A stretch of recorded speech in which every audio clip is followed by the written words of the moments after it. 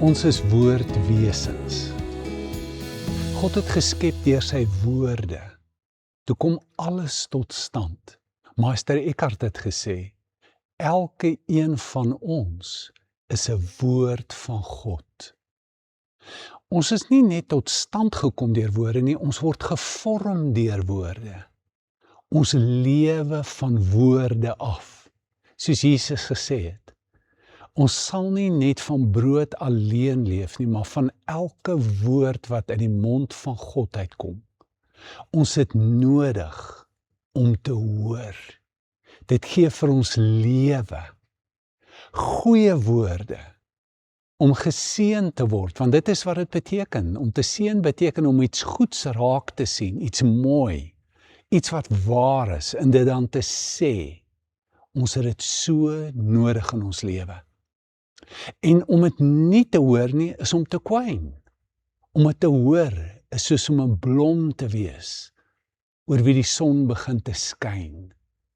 Thomas van Aquino het gesê, dis 'n sonde, as ons nie vir iemand die goeie wat ons sien, die mooi wat ons sien, kan bevestig en kan gee en kan deel nie.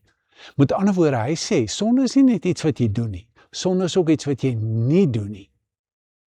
Hoekom sê ons dit nie? Is ons bang dat hy gaan groot kop kry, of sy gaan groot kop kry, soos dit vir haar sê? Ons het dit so nodig.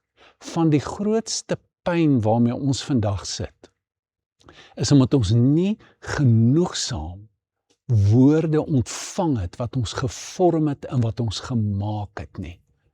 Ek het dit by soveel mans gehoor, wat gedryf is, wat bo alles probeer om suksesvol te wees, dat hulle dit nooit gehoor het by hulle eie pa.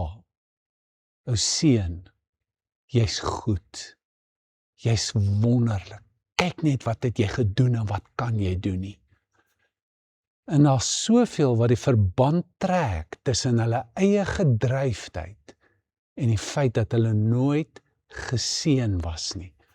So die vraag is, wie het jou gevorm? Kan jy terugdink? Kan jy terugdink, was daar 'n primêre sorggewer, jou pa of jou ma?